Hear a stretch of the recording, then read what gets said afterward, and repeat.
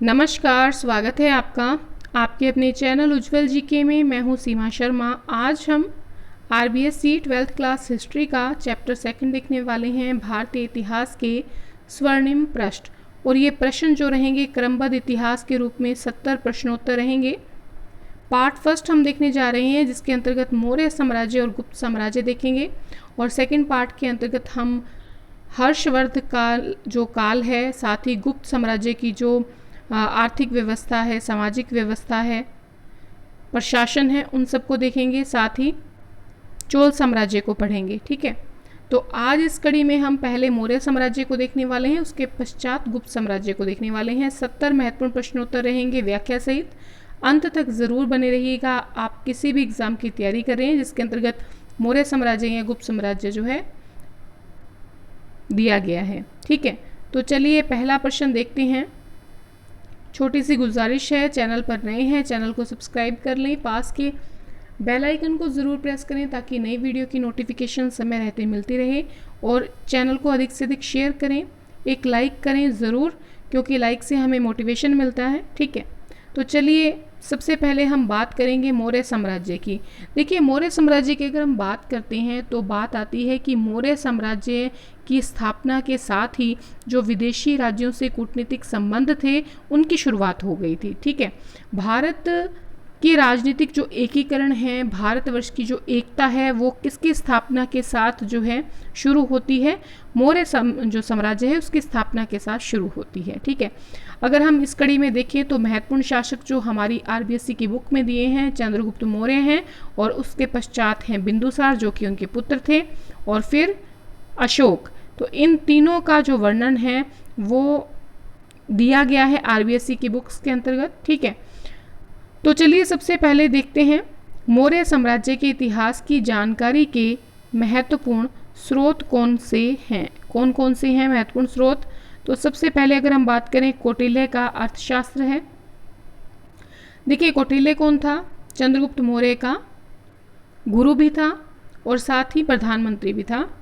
विशाखदत्त का मुद्रा राक्षस, सोमदेव की कथा सरित सागर, शिमेंद्र की वृहत कथा मंजरी, दीपवंश महावंश जो कि सिंहल द्वीप यानी कि श्रीलंका का इतिहास बताते हैं, बौद्ध टीकाएं हैं, भद्रबाहु रचित कल्पसूत्र, और उसके पश्चात है आपके स्ट्रैबो, प्लूटार्क, जस्टिन, ये सभी जो थे कौन थे? यूनानी यात्री थे। उसके बाद फाइयान, वेनसांग और एत्सिंग, और ये तीनों कौन थे? ये तीनों चीनी यात्री थे। तो इन सब से हमें पता चलता है किसके बारे में? मौर्य साम्राज्य के बारे में। ठीक है, देखिए अगर हम मौर्य साम्राज्य में बात सबसे पहले किसकी करेंगे? चंद्रगुप्त मौर्य की। तो चंद्रगुप्त मौर्य की बात करें तो इसकी सीमा जो थी वो कैसी थी? उत्तर दिशा में जो थी, उत्तर दिशा में, और उत्तर और पश्चिम इन दोनों दिशाओं में ईरान तक थी इसकी सीमा। ठीक है, और अगर हम दक्षिण की बात करें तो दक्षिण में वर्तमान जो कर्नाटक है यहाँ तक चंद्रगुप्त मौर्य की सीमा थी। और अगर हम बात करें पूर्व की, पूर्व में मगध जो था, यहाँ से लेकर पश्चिम में सौराष्ट्र जो गुजरात का एरिया आता है वहाँ तक सीमाएं फैली थी किसकी? चंद्रगुप्त मौर्य की। चलिए आगे बढ़ते हैं हमारे द्वितीय प्रश्न की ओर। चंद्रगुप्त मौर्य की चंद्रगुप्त संज्ञा का प्राचीनतम अभिलेखीय साक्ष्य मिलता है। किससे मिलता है? तो देखिए, चंद्रगुप्त नाम जो दिया गया है वो हमें कहाँ से पता लगता है? रुद्रदामन के जूनागढ़ अभिलेख से पता चलता है। चंद्रगुप्त मौर्य के गुरु कौन थे? विष्णुदत्त, या जिनको चाणक्य कहा जाता है या कौटिल्य कहा जाता है, उनकी सहायता से नंद वंश का जो अंतिम शासक था घनानंद, उसको मारकर 322 ईसा पूर्व में मौर्य साम्राज्य की स्थापना की थी। किसने? चंद्रगुप्त मौर्य ने। चलिए अगले प्रश्न की ओर बढ़ते हैं। किसका कथन है कि चंद्रगुप्त ने 6 लाख की सेना लेकर संपूर्ण भारत पर अधिकार कर लिया? तो ये हमारे यूनानी जो लेखक हैं प्लूटार्क जो है, इनका कहना है कि चंद्रगुप्त जो थे इन्होंने 6 लाख की सेना लेकर पूरा जो भारत था उस पर अधिकार कर लिया। देखिए, चंद्रगुप्त मौर्य की बात करें तो इन्होंने उत्तर पश्चिम भारत को सिकंदर के जो उत्तराधिकारी थे उनसे आज़ाद करवाया, मुक्त करवाया। फिर नंद वंश का उन्मूलन किया, और साथ ही जो सेल्यूकस था, ठीक है, उसको पराजित किया और संधि करने के लिए विवश किया। तो ये सब काम किसने किए थे? चंद्रगुप्त मौर्य ने। उसके बाद प्रश्न आता है, मैसिडोनिया के किस शासक को व कब चंद्रगुप्त मौर्य ने पराजित किया? देखिए, मैसिडोनिया के शासक की बात करें तो कौन था? सेल्यूकस। ठीक है, सेल्यूकस इसको पराजित किया था कब? 305 ईसा पूर्व में। देखिए, सेल्यूकस ने संधि स्वीकार कर ली और अपनी पुत्री जो थी, जिसका कई जगह पे नाम आता है हेलना और कई जगह पे नाम आता है चेलना, आपने दोनों याद रखने हैं। हेलना या चेलना का विवाह चंद्रगुप्त मौर्य से कर दिया और ये भारत का पहला अंतर्राष्ट्रीय विवाह कहलाता है। ठीक है, चलिए अगला प्रश्न देखते हैं। 5वां प्रश्न, चंद्रगुप्त मौर्य ने सेल्यूकस को 500 हाथी उपहार में दिए। ये बात किस यूनानी यात्री के वृत्तांत से पता चलती है?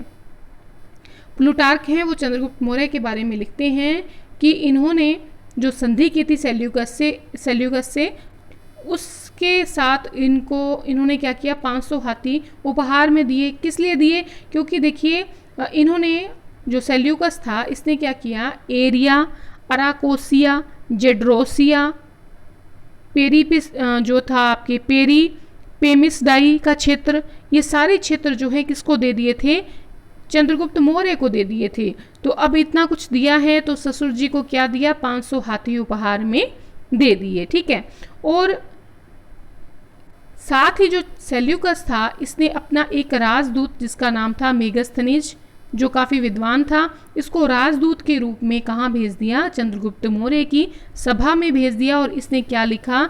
इसने इंडिका लिखी और साथ ही साथ इंडिका में जो मगध साम्राज्य था, चंद्रगुप्त मौर्य का मौर्य साम्राज्य था, इसके बारे में विस्तार से वर्णन जो है अपनी इंडिका में किया है।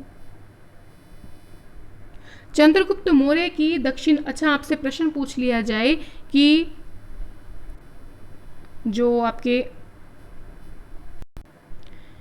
जो पाटलिपुत्र है, पाटलिपुत्र का जो विशद वर्णन है वो किसने किया है? तो किसने किया है? मेगस्थनीज ने अपनी इंडिका में किया है। ठीक है, अगला प्रश्न देखते हैं। चंद्रगुप्त मौर्य की दक्षिण विजय की जानकारी किन ग्रंथों से मिलती है? और वो भी कौन से ग्रंथ? तमिल ग्रंथ एहनामूर और मुर्नानूरू, इन दोनों ग्रंथों से चंद्रगुप्त मौर्य के बारे में जानकारी मिलती है। इसके अलावा जो अशोक के अभिलेख मिले हैं, पुरातत्व की खोज से अशोक के अभिलेखों से भी चंद्रगुप्त मौर्य के बारे में जानकारी प्राप्त होती है। 7वां प्रश्न है, चंद्रगुप्त मौर्य ने कब और किस स्थान पर उपवास के द्वारा अपने शरीर को त्यागा? तो देखिए, 298 ईसा पूर्व में श्रवण बेलगोला, ये कहाँ पड़ता है? मैसूर में, कर्नाटक में। मैसूर कहाँ है? कर्नाटक में। तो मैसूर कर्नाटक के श्रवणगोला में 298 ईसा पूर्व में चंद्रगुप्त मौर्य ने आपके उपवास विधि, जिसको संलेखना विधि भी कहते हैं, किसमें? जैन ग्रंथों में। तो संलेखना विधि के माध्यम से, मतलब उपवास रखकर अपने जीवन का जो अंतिम चरण था उसको बिताया, यानी कि अंतिम चरण में जैन मुनि भद्रबाहु से जैन धर्म की दीक्षा ली और संलेखना विधि से अपने शरीर को त्याग दिया। 8वें प्रश्न की ओर बढ़ते हैं। बिंदुसार, जिसका समय था 298 ईसा पूर्व से 273 ईसा पूर्व, को अलिट्रोचेडस और अमित्रघात कर्मशः किन लेखकों ने कहा है? तो अमित्रोचेडस तो कहा है यूनानी लेखकों ने, अलिट्रोकेडस की बात करें, है ना, तो ये लिखा है स्ट्रेबो ने। स्ट्रेबो भी कौन था? ये भी यूनानी यात्री था, यूनानी लेखक था। अमित्रघात की बात करें तो ये किसने लिखा है? ये फ्लिट ने कहा है, फ्लिट ने। तो फ्लिट ने कहा है अमित्रघात, अलिट्रोकेडस कहा है स्ट्रेबो ने और अमित्रोचेडस कहा है यूनानी लेखक ने। तो ये नाम जो है किसको दिए गए हैं? अशोक के पिता बिंदुसार को। ठीक है, देखिए बिंदुसार जो था ये भी काफ़ी महान शासक था। क्यों? क्योंकि चंद्रगुप्त मौर्य का ये पुत्र था और इसने अपने पिता के जो जीते हुए क्षेत्र थे उनको पूर्ण रूप से क्या बनाए रखा? अक्षुण्य बनाए रखा। ये बड़ी बात होती है कि आपने जो क्षेत्र या जो आपको जायदाद मिली है उसे अपने पिता या पूर्वजों से जो चीज़ मिली है उसको संभाले रखना भी बहुत बड़ी बात है। तो बिंदुसार ने अक्षुण्य बनाए रखा किसे? अपने साम्राज्य को। अगला प्रश्न है, किस बौद्ध ग्रंथ में बिंदुसार के समय तक्षशिला में हुए 2 विद्रोह का वर्णन मिलता है? बिंदुसार के समय में तक्षशिला में 2 विद्रोह हुए, ये दिव्यवदान बताता है। दिव्यवदान जो है इसमें क्या बताया गया है? इसमें सत्कर्म और जो वीरोचित गुण हैं, वीरोचित जो कार्य हैं, इनके बारे में बताया गया है। दिव्यवदान में बौद्ध ग्रंथ है, ठीक है, ये याद रखिएगा। और इसी ग्रंथ में बताया गया है कि तक्षशिला में 2 विद्रोह हुए थे, जिसको पहले विद्रोह को तो अशोक ने, ठीक है, अशोक ने जाकर उस विद्रोह को जो है समाप्त किया। और दूसरी बार कौन गया था? दूसरी बार जो है बिंदुसार ने अपने दूसरे पुत्र को भेजा, जिसका नाम था सुसीम। कौन था? अशोक का भाई। आगे देखते हैं अगला प्रश्न, 10वां प्रश्न। यूनानी शासक एंटियोकस प्रथम ने बिंदुसार के दरबार में किस राजदूत को भेजा? डाइमेकस को भेजा था। ये कौन बताता है? ये स्ट्रैबो बताता है, ठीक है। स्ट्रैबो जो हैं कौन थे? यूनानी लेखक थे। इन्होंने बताया कि डाइमेकस जो हैं इसको भेजा था एंटियोकस प्रथम ने, जो कि यूनानी शासक था। 11वां प्रश्न है, मिस्र के किस राजा ने बिंदुसार के समय में ही पाटलिपुत्र में डायोनिसिस नाम के एक राजदूत को भेजा?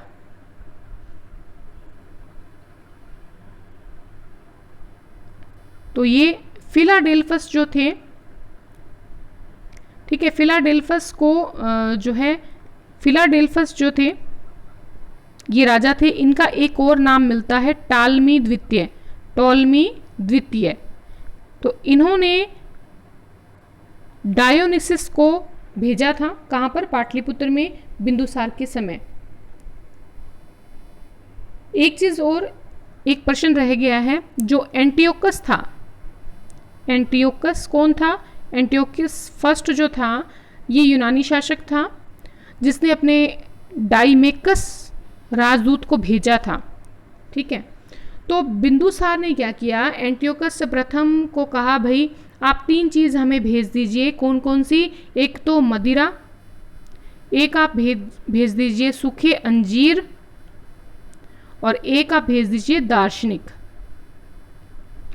तो एंटियोकस ने पहली 2 चीज़ें तो भेज दी, सूखे अंजीर और मदिरा, लेकिन दार्शनिक नहीं भेजा, क्योंकि यूनानी जो कानून था उसके हिसाब से दार्शनिक को बेचा या खरीदा नहीं जा सकता था। अशोक का विधिवत राज्याभिषेक कब हुआ? देखिए, विधिवत राज्याभिषेक जो हुआ है 269 ईसा पूर्व में हुआ है, लेकिन देखिए ये 273 ईसा पूर्व में गद्दी पर बैठ गए थे अशोक, लेकिन 4 सालों का इनका सत्ता संघर्ष चला, जिसमें कहा जाता है कि इसने अपने 99 भाइयों की हत्या करके जो है गद्दी प्राप्त की थी। किसी किसी में 4 भाइयों की हत्या का प्रमाण मिलता है और किसी में 2 भाइयों की हत्या का प्रमाण मिलता है, ठीक है। ये कहने का मतलब ये है कि इसने जो है 4 साल जरूर सत्ता संघर्ष बिताए, और उसके बाद जो है सही रूप से विधिवत जो आपके राज्याभिषेक हुआ है 269 में हुआ है। अगला प्रश्न है, अशोक को देवानाम प्रिय, देवाना प्रियदर्शिनी, प्रियदर्शी एवं राजा कहकर किस में संबोधित किया गया है? तो इसके जो अभिलेख हैं उनमें देवानाम प्रिय, देवाना प्रिय, दर्शी और राजा जो है कहकर पुकारा गया है। मास्की या मस्की अभिलेख एवं गुर्जरा अभिलेख में अशोक का क्या नाम मिलता है? तो अशोक का नाम जो है अशोक मिलता है किसमें? अगर सर्वप्रथम की बात करें, आपसे पूछा जाए कि सर्वप्रथम अशोक का नाम का संबोधन जो है किससे प्राप्त होता है, तो मास्की अभिलेख से प्राप्त होता है। लेकिन गुर्जरा अभिलेख में भी, गुर्जरा अभिलेख नहीं है, लेख है, गुर्जरा लेख में भी अशोक का जो नाम है वो क्या मिलता है? अशोक मिलता है। देखिए, वैसे इनको अभिलेख ही कहा जाएगा, चाहे वो स्तंभ लेख है, चाहे वो लघु लेख है या दीर्घ लेख है, ठीक है। अगला है प्रश्न, अपने राज्याभिषेक के कौन से वर्ष अशोक ने कश्मीर एवं खोतान क्षेत्र के अनेक भागों को जीता? देखिए, इसके पिता का टाइम पीरियड जो था, सॉरी उसका जो दादा था चंद्रगुप्त मौर्य, उसके टाइम में कश्मीर जो था वो मौर्य जो प्रशासन था, मौर्य शासन था, उसके अंतर्गत, साम्राज्य के अंतर्गत नहीं था। इसको किसने जीता था? खोतान और कश्मीर के बहुत सारे भागों को अशोक ने जीता था। कब? ये जीता था इसने 7वें वर्ष में, अभिषेक के 7वें वर्ष में। अगर अशोक की बात की जाए तो इसका टाइम पीरियड है 273 ईसा पूर्व से लेकर 232 ईसा पूर्व।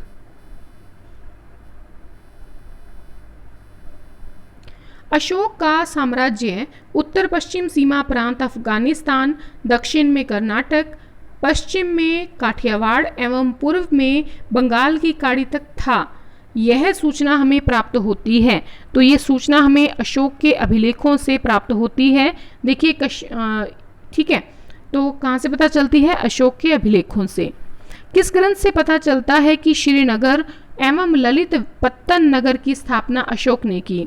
ललित पत्तन नगर मतलब नेपाल, और श्रीनगर श्रीनगर कहाँ पर था? तो श्रीनगर जो है वितस्ता नदी के किनारे पर था। वितस्ता नदी यानी कि कश्मीर में वितस्ता नदी के किनारे पर श्रीनगर स्थित था। तो इन दोनों की स्थापना किसने की है? अशोक ने की है, और इसका पता लगता है कलहन की रासरंगिनी से।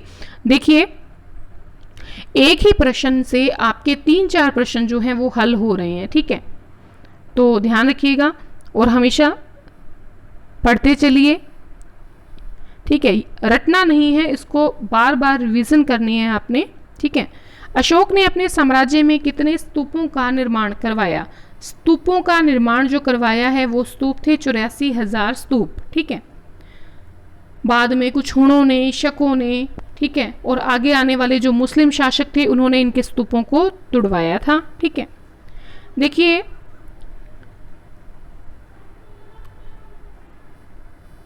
अशोक जो हैं इनकी अगर हम बात करें तो अशोक को महान हम किस लिए कहते हैं? उनके धम्म की वजह से कहते हैं, उनकी नीतियों की वजह से उनको क्या कहते हैं? महान कहते हैं। देखिए, उनकी जो ये नीतियां थी आज भी उतनी ही प्रासंगिक हैं जितनी कि अशोक के समय में थी। और हम ये कह सकते हैं कि सिर्फ भारत की धरोहर नहीं है बल्कि पूरे विश्व की धरोहर है। इनकी जो धर्म की नीति है, इनकी जो दूसरी नीतियां हैं, ठीक है?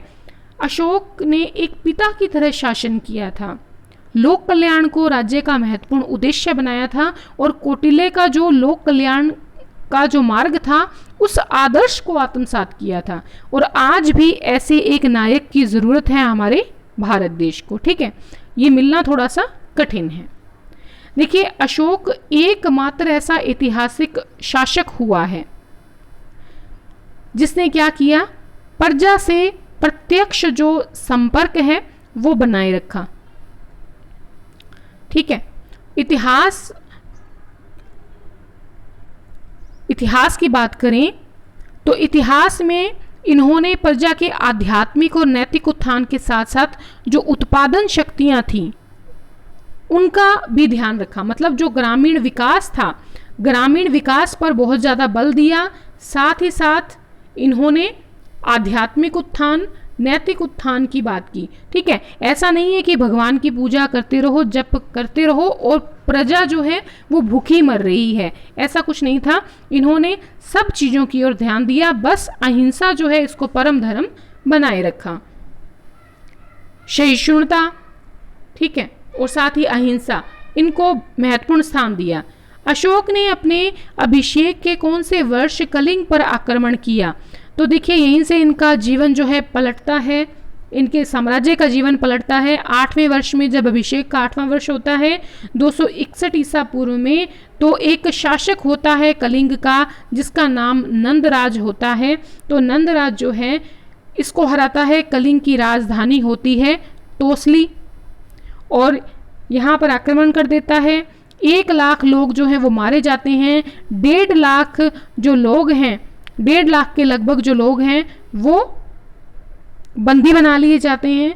जब अशोक के सामने क्या आता है, नंदराज की, कलिंग की जो पुत्री होती है, नंदराज की पुत्री, ये आ जाती है। कुछ स्त्रियों को साथ में लेकर, कुछ स्त्री वीरांगनाओं को साथ में लेकर युद्ध करने आती हैं और अशोक को धिक्कारती हैं। तो अशोक के हाथ से तलवार गिर जाती है और उसे ये महसूस होता है कि मैंने क्या कर डाला, ठीक है?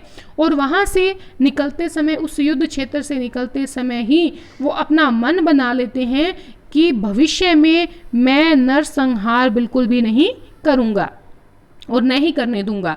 और भविष्य में वो क्या करते हैं, वो भेरी घोष के स्थान पर किसको अपना मार्ग चुनते हैं, धम्म घोष को। ठीक है, ये याद रखिएगा। चलिए आगे बढ़ते हैं अगले प्रश्न की ओर।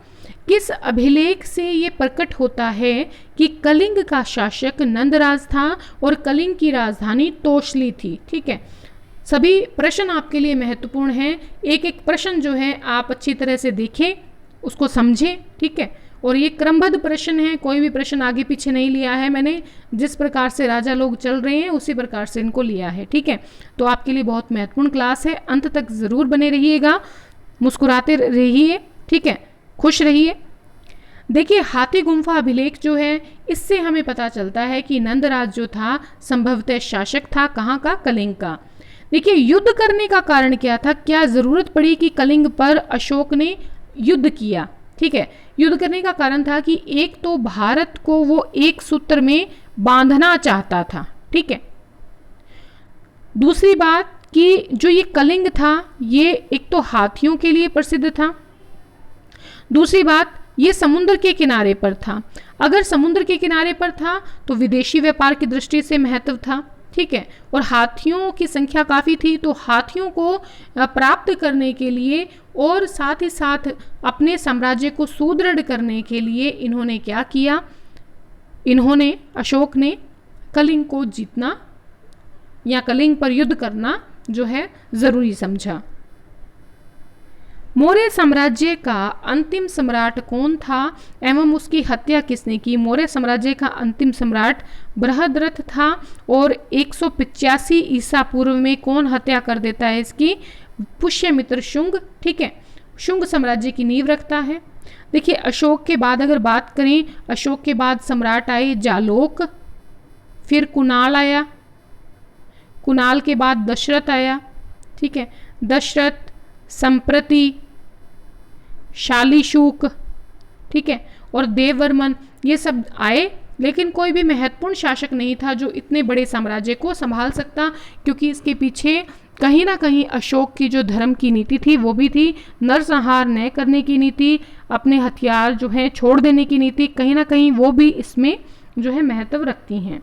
आगे देखिए, धम्म के बुनियादी सिद्धांतों में अशोक ने सर्वाधिक बल किस पर दिया है, तो धम्म के बुनियादी सिद्धांतों में सहिष्णुता पर बल दिया है, अहिंसा पर बल दिया है, पर सबसे ज्यादा बल दिया है सहिष्णुता पर। युद्ध, त्याग व जीव हत्या विरोध का वर्णन अशोक के किन अभिलेखों में मिलता है।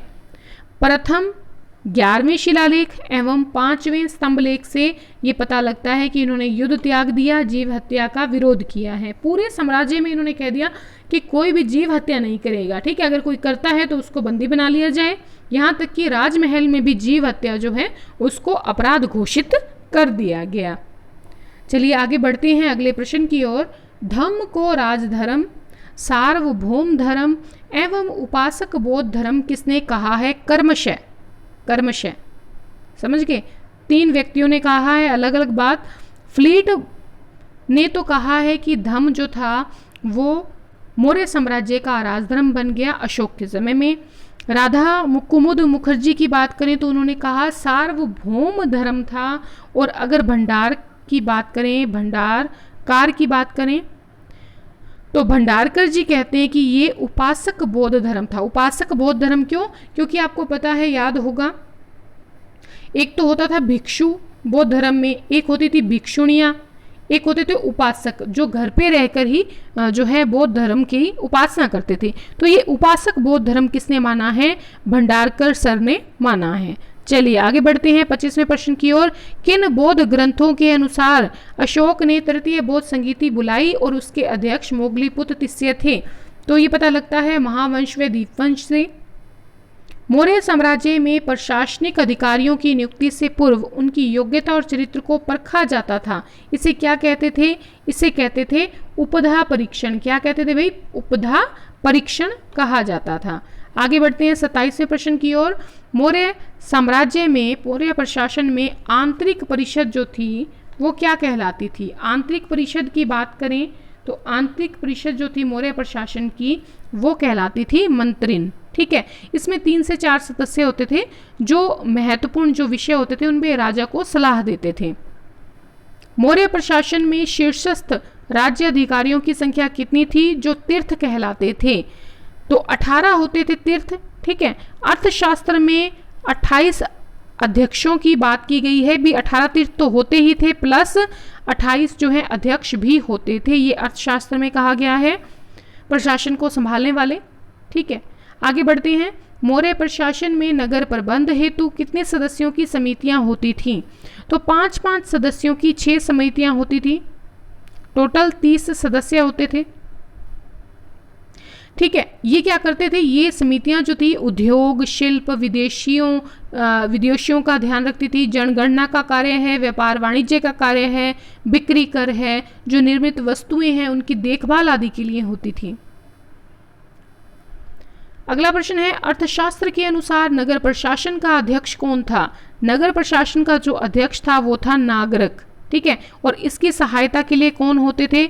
गोप और स्थानिक होते थे।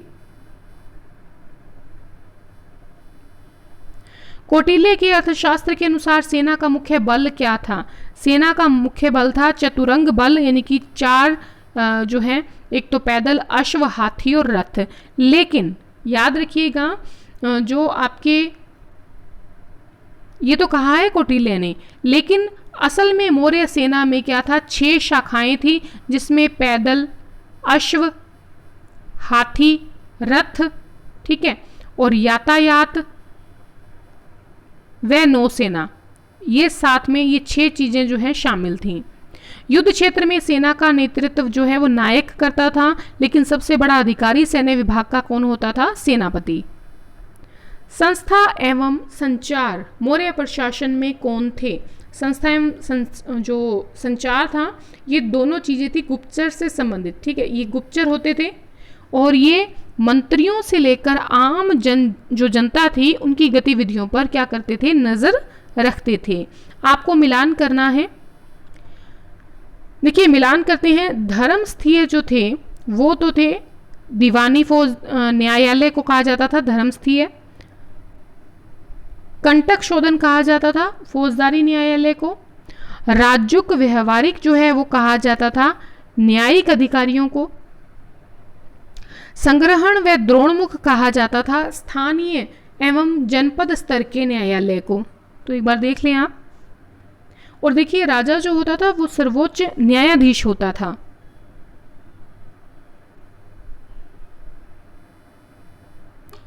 राजस्व विभाग का प्रमुख अधिकारी जो होता था वो समाहर्ता कहलाता था। देखिए दुर्ग है, राष्ट्र है, सेतु है, व्रज है, वन है, ठीक है, खाने हैं, आयात निर्यात के जो सोर्स हैं, ये सब राजस्व प्राप्ति के क्या थे? स्रोत थे।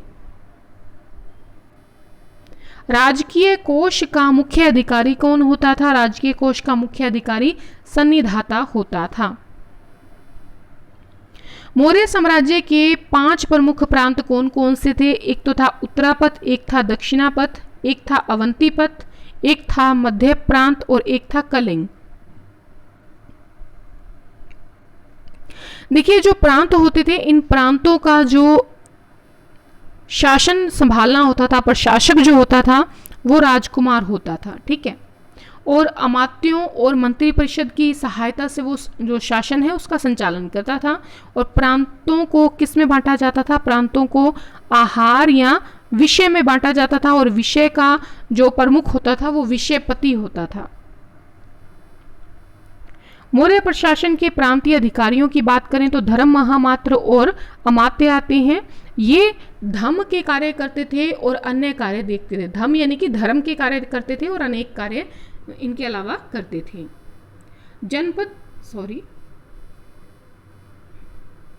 आगे है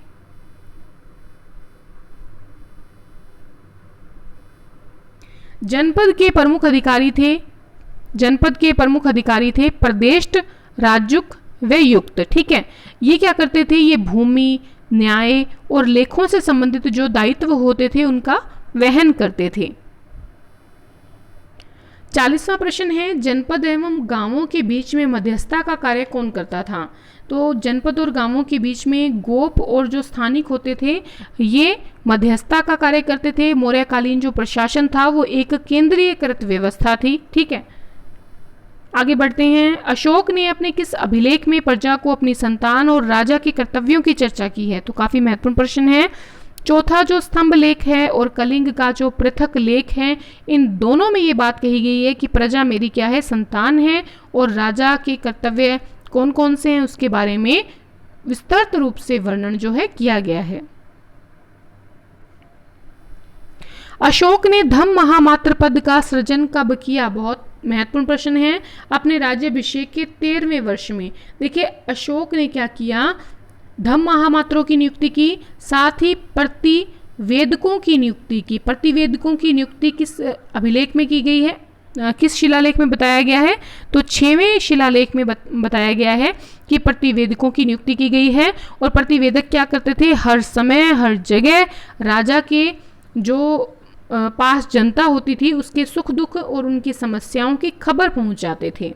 कौन लोग? प्रतिवेदक लोग। ठीक है, अगला प्रश्न है, 26वें वर्ष में सम्राट अशोक ने राजुकों को न्याय संबंधी मामलों में स्वतंत्र अधिकार प्रदान किया, जिसका उल्लेख प्राप्त होता है? तो चौथे स्तंभ लेख से प्राप्त होता है। राजुकों का जो राजुक जो थे वो न्याय संबंधी मामलों के लिए स्वतंत्र अधिकार जो है इनको प्रदान कर दिए गए थे। तो ये इसका उल्लेख चौथे स्तंभ लेख से प्राप्त होता है। गुप्त साम्राज्य का उदय कब हुआ? अब हम गुप्त शासकों के बारे में बात करेंगे। देखिए एक बार क्या है, एक थोड़ी सी नजर ले लें हम। देखिए सबसे पहले श्रीगुप्त की बारी आती है। श्रीगुप्त के बाद इनका पुत्र होता है घटोत्कच। ठीक है, घटोत्कच के बाद आता है चंद्रगुप्त प्रथम और इसका पुत्र होता है समुद्रगुप्त। समुद्रगुप्त के पुत्र की बात करें, समुद्रगुप्त का पुत्र होता है कुमारगुप्त प्रथम। ठीक है, और कुमारगुप्त के बाद बारी आती है स्कंदगुप्त की। तो स्कंदगुप्त तक का जो टाइम पीरियड है वो हमने आरबीएससी की बुक्स के अंतर्गत दिया गया है और वहीं तक हमने देखने हैं। ठीक है, तो गुप्त साम्राज्य का उदय जो होता है वो 3री शताब्दी में होता है, 275 ईस्वी से लेकर 550 ईस्वी तक। ठीक है, देखिए विष्णु पुराण, वायु पुराण और भागवत पुराण से पता चलता है कि जो आरंभिक गुप्त थे, ठीक है, वो उनका राज्य कहाँ तक था? मगध और उत्तर पश्चिम जो आपके जो उत्तर पश्चिम का जो बंगाल का क्षेत्र है, ठीक है, गंगा नदी के तटीय प्रदेश का क्षेत्र जो है वो सम्मिलित था किसमें? प्रारंभिक गुप्त साम्राज्य में। श्रीगुप्त 275 ईसा पूर्व से 300 ईसा पूर्व नहीं है, ईस्वी आएगा। ठीक है, ईसा पूर्व में तो हम मौर्य साम्राज्य में चले जाएंगे। तो श्रीगुप्त जो है 275 ईस्वी से 300 ईस्वी का उल्लेख प्राप्त होता है। तो ये प्रभावती गुप्ता जो थी उनके पूना ताम्रपत्र अभिलेख से पता चलता है। प्रभावती गुप्ता जो है इनके ताम्रपत्र से पता चलता है। प्रभावती गुप्ता कौन थी? चंद्रगुप्त द्वितीय की पुत्री थी। ठीक है, और चंद्रगुप्त द्वितीय किसका पुत्र था? समुद्रगुप्त का। ठीक है, तो प्रभावती गुप्ता के ताम्रपत्र अभिलेख से पता चलता है। और ये जो श्रीगुप्त था इसको इस पूना ताम्रपत्र में किस नाम से बुलाया गया है?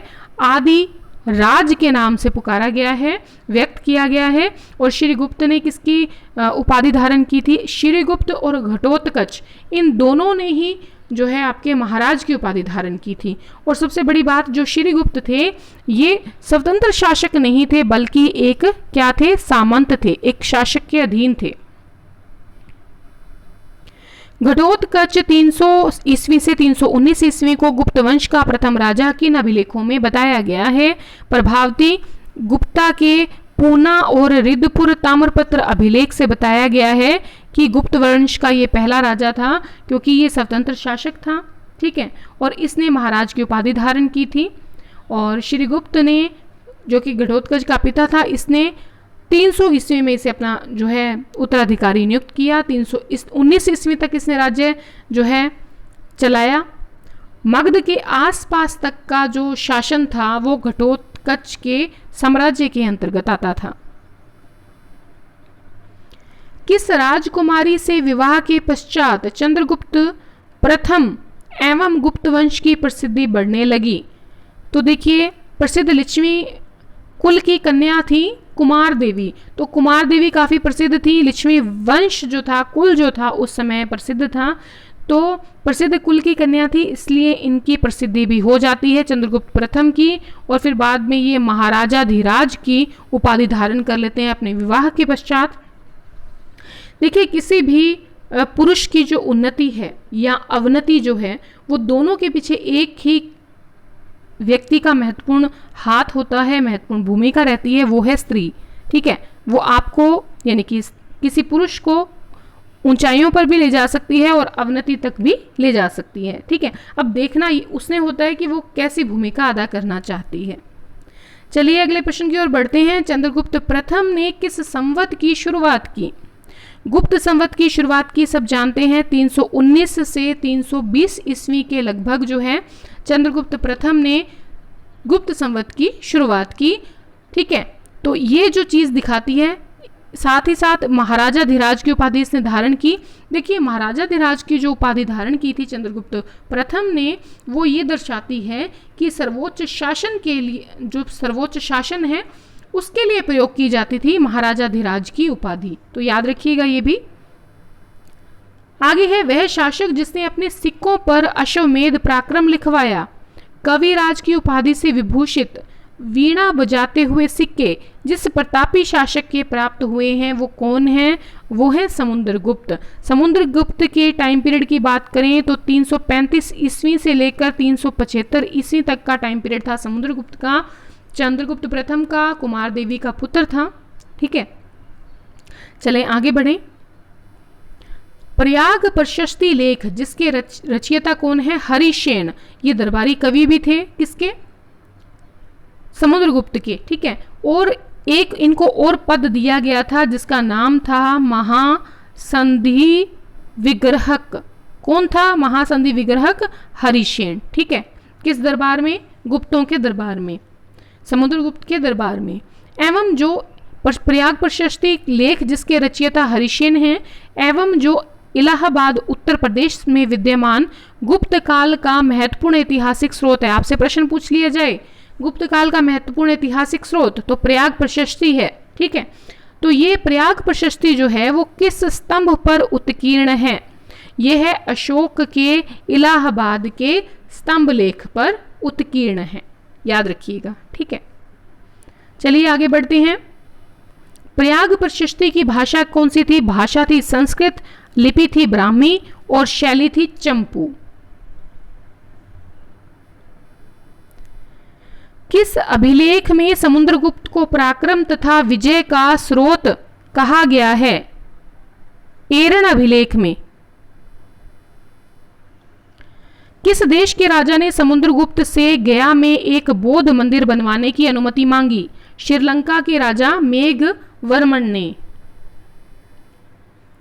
वह शासक जिसका साम्राज्य विस्तार कश्मीर, पश्चिमी पंजाब, पश्चिमी राजपुताना, सिंध और गुजरात के अतिरिक्त शेष सारा भारत था। तो समुद्रगुप्त जो था उसके पास कश्मीर, पश्चिमी पंजाब, पश्चिमी राजपुताना और सिंध और गुजरात नहीं था, बाकी सारा एरिया था। बाद में ये जो क्षेत्र है गुजरात वगैरह का, सिंध का, ये सारा इसके पुत्र ने जीत लिया था।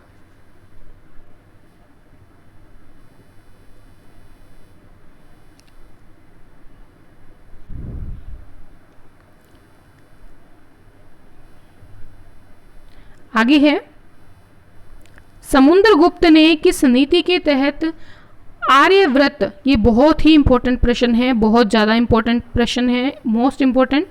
समुद्रगुप्त ने किस नीति के तहत आर्यवत, यमुना, गंगा और दोआब को क्या कहा जाता था? आर्यवत।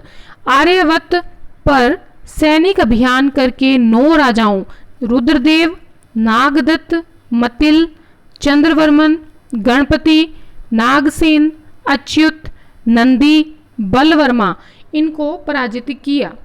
तो देखिए इनकी नीति थी आर्यवर्त के लिए राज प्रस्बोधरण की नीति। पूछा जाएगा प्रश्न कि समुद्रगुप्त ने किस नीति के तहत आर्यवर्त के 9 राजाओं को जीता? तो राज प्रसबोध रण की नीति के तहत। ठीक है, चलिए अगला प्रश्न देखते हैं। बाद में इसको डिटेल में देखेंगे जब हम वापस इतिहास पढ़ेंगे डिटेल में। ठीक है, उसके अंतर्गत देखेंगे क्या होती है ये नीति। आगे देखिए, समुद्रगुप्त ने किस नीति के तहत दक्षिण के 12 राज्यों कौशल, महाकांतार, कोरल, कोट्टूर, पृष्ठपुर, एरणपल्ली, कांची, वेंगी, पल्लक, देवराष्ट्र, कुस्थलपुर को पराजित किया? ये भी बहुत ही महत्वपूर्ण प्रश्न है। तो आपसे प्रश्न सीधा ये पूछ लिया जाए कि समुद्रगुप्त ने दक्षिण के 12 राज्यों को किस नीति के तहत जीता या पराजित किया? तो ग्रहण, मोक्ष, अनुग्रह के तहत। ग्रहण यानी कि शत्रु पर अधिकार करना, मोक्ष यानी कि शत्रु को मुक्त करना, अनुग्रह यानी कि राज्य को लौटाकर। तो इसको पता था, समुद्रगुप्त को जानता था वो कि दक्षिण के जो राज्य हैं वहां पर आप प्रत्यक्ष रूप से शासन नहीं कर सकते। जैसे ही आप दक्षिण से उत्तर की तरफ आएंगे तो दक्षिण वाले वापस अपनी आज़ादी, अपनी स्वतंत्रता घोषित कर देंगे। इसलिए उन्होंने प्रत्यक्ष शासन यहाँ नहीं किया, उन्होंने व्यवहारिक नीति अपनाई और वहां से सिर्फ कर लेकर ही संतुष्ट रहा।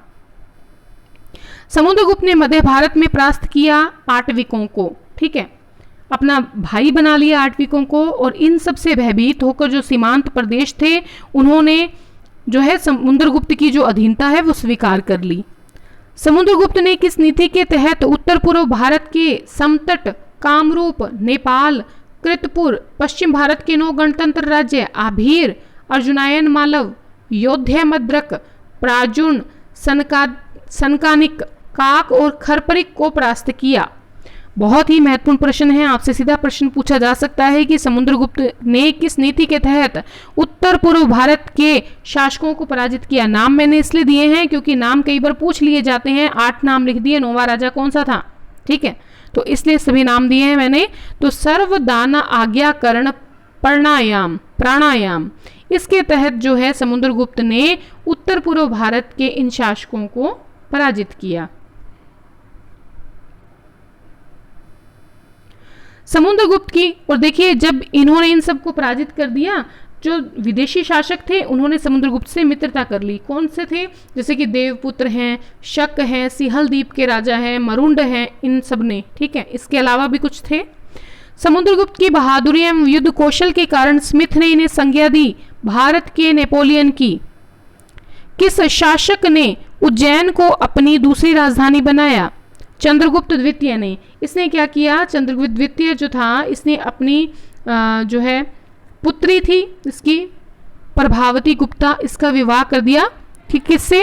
प्रभावती गुप्ता का विवाह वाकाटक के नरेश से कर दिया जिसका नाम था रुद्रसेन द्वितीय। रुद्रसेन द्वितीय की हो जाती है मृत्यु, और कहीं ना कहीं अप्रत्यक्ष रूप से सारा वाकाटक जो राज्य है किसके अधीन आ जाता है? चंद्रगुप्त द्वितीय यानी कि गुप्त वंश में सम्मिलित हो जाता है, और उज्जैन को बना लेते हैं ये दूसरी राजधानी। ठीक है, इससे क्या होता है कि गुजरात प्रांत के जो संसाधन थे उनमें भी वृद्धि हो जाती है, और उज्जैन जो था वो समुद्री व्यापार के लिए काफी इनके लिए लाभदायक रहता है। कौन सा चीनी यात्री चंद्रगुप्त द्वितीय के समय भारत आया? फाहियान आया। ठीक है, चंद्रगुप्त द्वितीय के दरबार में कालिदास और अमर सिंह जैसे विद्वान भी थे, ये भी याद रखिएगा। शकों को पराजित करने की याद में स्मृति में चंद्रगुप्त द्वितीय ने कौन से सिक्के जारी किए? शकों को पराजित करके पश्चिम भारत के जो शक थे उनको पराजित किया, और किस शासक को हराया? रुद्रसेन द्वितीय को, तृतीय को। रुद्रसेन द्वितीय जो कि वाकाटक नरेश था वो तो इसका क्या था? इसकी पुत्री का पति था, इसका जवाई था। लेकिन रुद्रसेन जो तृतीय है ये कौन था? ये शक शासक था। ठीक है, इसको हरा दिया, चांदी के सिक्के जारी कर दिए। ये काफी इसकी महत्वपूर्ण विजय थी। वह गुप्त शासक जिसने नागवंश की कुबेर नागा से विवाह किया और अपने साम्राज्य को अरब सागर तक बढ़ाया, वो उस शासक का नाम है चंद्रगुप्त द्वितीय। इसने विवाह संबंधों के द्वारा अपनी स्थिति को मजबूत किया था। वाकाटक नरेश से अपनी बेटी का विवाह कर दिया, नागवंश की कुबेर नागा से खुद विवाह कर लिया। तो इससे क्या हुआ? इसका जो दबदबा है वो बढ़ गया। गुजरात, मालवा, काठियावाड़ को इसने जीत लिया, बैक्ट्रिया को जीत लिया, बंगाल तक अपनी जो पहुंच है वो बनाई। अच्छा, बैक्ट्रिया और बंगाल को इसने जीता था, ये किससे पता चलता है? ये मेहरौली स्तंभ से पता चलता है। ये भी याद रखिएगा, मेहरौली स्तंभ बताता है कि बैक्ट्रिया का और क्या नाम था? बाहलिक या बैक्ट्रिया को इसने जीता है, बंगाल तक अपनी पहुंच बनाई, ये मेहरौली स्तंभ बताता है। बयाना मुद्रा भांड से किस गुप्त शासक की मुद्राएं प्राप्त होती हैं? तो ये होती हैं कुमारगुप्त प्रथम की मुद्राएं प्राप्त होती हैं। 623 मुद्राएं प्राप्त हुई हैं।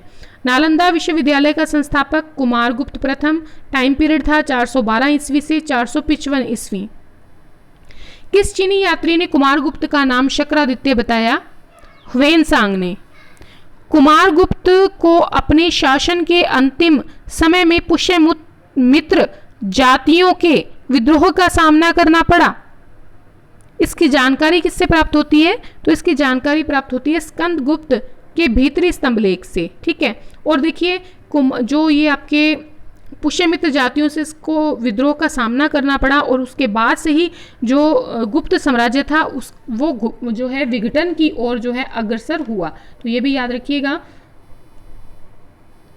जूनागढ़ अभिलेख में मल्लेच्छ के रूप में उल्लेखित हुणों के आक्रमण का सामना स्कंदगुप्त को करना पड़ा, ये जानकारी पता चलती है। तो ये भीतरी स्तंभलेख से जानकारी पता चलती है। ठीक है, इसमें हुणों के स्कंदगुप्त द्वारा पराजित किए जाने के बारे में बताया गया है, और इसने क्या किया? स्वर्ण मुद्राओं को जारी किया और विक्रमादित्य की उपाधि भी धारण की। स्कंदगुप्त ने गिरनार पर्वत पर स्थित सुदर्शन झील का पुनरुद्धार का कार्य किसे सौंपा था? सौराष्ट्र के गवर्नर पर्णदत्त के पुत्र चक्रपालित को। सुदर्शन झील के निर्माता कौन थे? चंद्रगुप्त मौर्य के सौराष्ट्र प्रांत के गवर्नर वैश्य पुष्पगुप्त। ठीक है, पुष्यगुप्त। और ये किससे पता चलता है? रुद्रदामन के जूनागढ़ अभिलेख से। तो ये सारे प्रश्न जो हैं आपके लिए महत्वपूर्ण हैं। अंत तक बने रहने के लिए बहुत बहुत धन्यवाद। आज के लिए इतना ही। एक चीज और, आपको ये कमेंट करके बताना है कि गुप्त साम्राज्य की प्रथम राजधानी कौन सी थी? द्वितीय उज्जैन थी, पहली कौन सी थी आपको बताना है।